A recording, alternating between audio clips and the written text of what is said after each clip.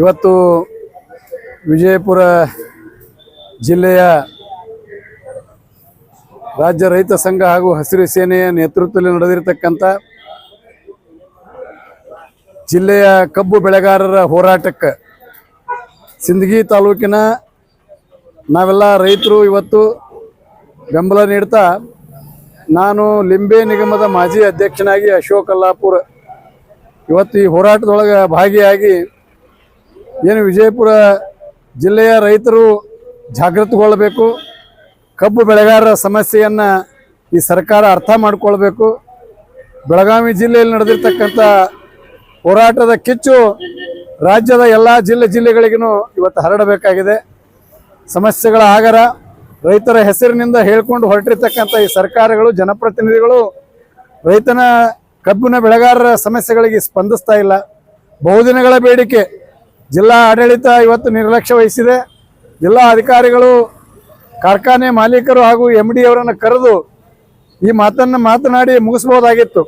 ಸರ್ಕಾರ ಆಗಲಿ, ಸಕ್ಕರೆ ಸಚಿವರಾಗಲಿ, ಮುಖ್ಯಮಂತ್ರಿಗಳಾಗಲಿ ಇಬ್ಬಗೆಯ ನೀತಿಯನ್ನು ಅನುಸರಿಸುವಂಥ ದೃಷ್ಟಿಕೋನವನ್ನು ಇಟ್ಕೊಂಡು ರೈತರು ಇವತ್ತು ಬೀದಿಗೆ ಇಳಿದು ಹೋರಾಟ ಮಾಡ್ತಾ ಇದ್ದಾರೆ.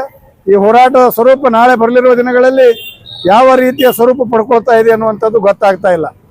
ನಿನ್ನೆ ತಾನೇ ನಮ್ಮ ರಾಜ್ಯದ ಮಂತ್ರಿಗಳಾಗಿರ್ತಕ್ಕಂಥ HK ಪಾಟೀಲ್ರು ಬೆಳಗಾವಿಯ ಹೋರಾಟಕ್ಕೆ ಬೆಂಬಲಕ್ಕೆ ಬಂದಂಥ ಸಂದರ್ಭದಲ್ಲಿ ಎಲ್ಲ ಹೋರಾಟದ ವಿಷಯವನ್ನು ತಿಳ್ಕೊಂಡು ಕ್ಯಾಬಿನೆಟ್ ಸಭೆಯಲ್ಲಿ ನಾವು ಚರ್ಚೆ ಮಾಡಿ ಮುಖ್ಯಮಂತ್ರಿಗಳೊಂದಿಗೆ ನಿರ್ಣಯ ಮಾಡಿ ನಾವು ಏನಾದರೂ ಒಂದು ಮಾತನ್ನು ಹೇಳ್ತೀವಿ ಅನ್ನುವಂಥದ್ದು ಮಾತನ್ನು ಹೇಳಿದ್ದಾರೆ.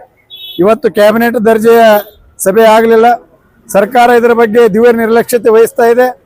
ನಾಳೆ ನಮ್ಮ ಲಕ್ಷಾಂತರ ಜನ ರೈತರು ಇವತ್ತು ರಾಷ್ಟ್ರೀಯ ಹೆದ್ದಾರಿಯ ಮೇಲೆ ಧರಣಿ ಕುಂದಿರುವಂತಹದ್ದು, ರಸ್ತೆ ರೋಕು ಮಾಡುವಂತಹದ್ದು, ಉಗ್ರವಾಗಿರ್ತಕ್ಕಂಥ ಒಂದು ಪ್ರತಿಭಟನೆಯನ್ನು ಇವತ್ತು ನಾವು ಮಾಡಬೇಕಾಗ್ತದೆ.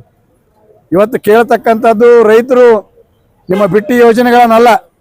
ರೈತ 12 ತಿಂಗಳು ಶ್ರಮಪಟ್ಟು ಮೈ ದುಡಿದು ಶ್ರಮ ವಹಿಸಿ ಮಳೆ ಚಳಿ ಗಾಳಿ ಎನ್ನದೆ ಕಾಡು ಪ್ರಾಣಿಗಳು ಜಲಚರ ಪ್ರಾಣಿಗಳಿಗೆ ಅಂಜದೆ ರಾತ್ರಿ ಹಗಲು ದುಡಿದು ಕಬ್ಬಿಗೆ ಬೆಳೆಗೆ ಇವತ್ತು ಬೆಂಬಲ ಬೆಲೆಯನ್ನು ಕೇಳ್ತಕ್ಕಂಥದ್ದು 3,500 ರೂಪಾಯಿಯನ್ನು ನಿಗದಿತವಾಗಿ ಕೊಡಲೇಬೇಕು.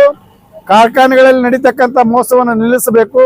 1 ಟನ್ ಕಬ್ಬಿನಿಂದ ಇವತ್ತು 30-35 ಸಾವಿರ ರೂಪಾಯಿ ಲಾಭ ಪಡೆದುಕೊಳ್ತಕ್ಕಂಥ ಇವತ್ತು ಕಾರ್ಖಾನೆಗಳು ಅದರ ಉತ್ಪನ್ನಗಳನ್ನು ಮಾಡಿ ಬೆಂಬಲ ಬೆಲೆಯನ್ನು ಪಡಿತಕ್ಕಂಥ ಕಾರ್ಖಾನೆಗಳಿಗೆ ಇವತ್ತು ರೈತನಿಗೆ ಕೊಡ್ತಕ್ಕಂಥ 3,500 ರೂಪಾಯಿ ಬೆಂಬಲ ಬೆಲೆಯನ್ನು ನಿಗದಿಪಡಿಸಬೇಕು.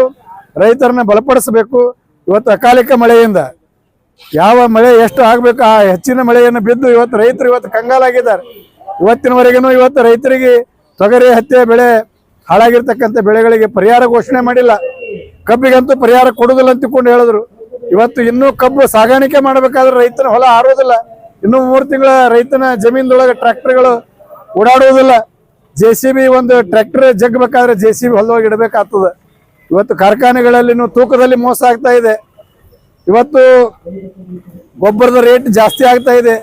1 ಎಕರೆ ಕಬ್ಬನ್ನು ಉಳುಮೆ ಮಾಡಬೇಕಾದ್ರೆ ಇವತ್ತು ರೈತರಿಗೆ 35ರಿಂದ 40 ಸಾವಿರ ರೂಪಾಯಿ ಖರ್ಚು ಬರ್ತಾ ಇದೆ. ಇವತ್ತು 1 ಎಕರೆದೊಳಗೆ ಸುಮಾರು ಇವತ್ತು ನಮ್ಮ ರೈತ ಎಷ್ಟು ಟನ್ ಬೆಳಿಬೇಕಾಗಿತ್ತು ಆ ಪ್ರಮಾಣದೊಳಗೆ ಇವತ್ತು ಬೆಳೀತಾ ಇಲ್ಲ. ಇವೆಲ್ಲ ಕಾರಣಗಳಿಂದ ರೈತ ಇವತ್ತು ಕಂಗಾಲಾಗಿದ್ದಾನೆ. ರೈತ ಹತಾಶೆಗೊಂಡಿದ್ದಾನೆ.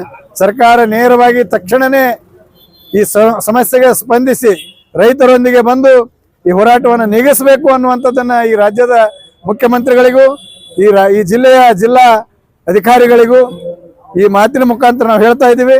ಇದಕ್ಕೆ ಗಮನ ಹರಿಸದೇ ಇದ್ರೆ ಎಲ್ಲ ರೈತ ಸಂಘಟನೆಗಳನ್ನು ಒಕ್ಕೂಟ ಮಾಡಿಕೊಂಡು ನಾಳಿನ ದಿನ ರಾಷ್ಟ್ರೀಯ ಹೆದ್ದಾರಿ ತಡೆ ಮಾಡ್ತಕ್ಕಂಥದ್ದು.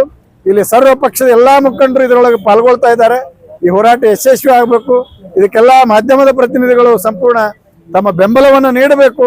ಇವತ್ತು ವಕೀಲರಾಗಲಿ, ಡಾಕ್ಟರ್ಸ್ ಆಗಲಿ, ಎಂಜಿನಿಯರ್ ಆಗಲಿ, ಜಿಲ್ಲಾಧಿಕಾರಿಗಳಾಗಲಿ ಎಲ್ಲರೂ ಉತ್ಪಾದನೆ ಆಗುವಂಥದ್ದು ರೈತನಿಂದನೇ.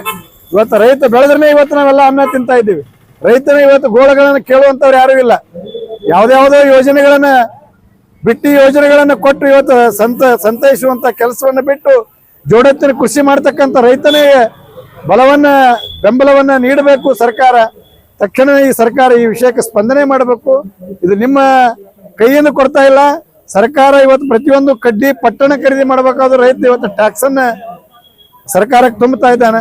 ಈ ಸರ್ಕಾರದ ಯೋಜನೆಗಳನ್ನ ಆದಷ್ಟು ಬೇಗನೆ ಸರ್ಕಾರ ಇದಕ್ಕೆ ಕೈಗೆತ್ಕೊಂಡು ರೈತರಿಗೆ 3,500 ರೂಪಾಯಿ ಬೆಂಬಲ ಬೆಲೆಯನ್ನ ಘೋಷಣೆ ಮಾಡಬೇಕು ಅನ್ನುವಂಥದ್ದು ಮಾತನ್ನ ಈ ಸಂದರ್ಭದಲ್ಲಿ ನಾನು ಹೇಳ್ತಾ ಇದ್ದೀನಿ. ಈ ರೈತರು ಈ ಹೋರಾಟಕ್ಕೆ ಎಲ್ಲಾ ಜಿಲ್ಲೆಯ ಎಲ್ಲಾ ಕಡೆಗಳಿಂದಲೂ ರೈತರು ಲಕ್ಷಾಂತರ ಜನ ರೈತರು ಬೀದಿಗಿಳಿದು ಹೋರಾಟ ಮಾಡ್ಬೇಕಂತ ತಿಳ್ಕೊಂಡು ನಾನು ತಮ್ಮೆಲ್ಲರಿಗೆ ಮಾಧ್ಯಮದ ಮುಖಾಂತರ ವಿನಂತಿ ಮಾಡ್ಕೊತೀನಿ. ನಮಸ್ಕಾರ.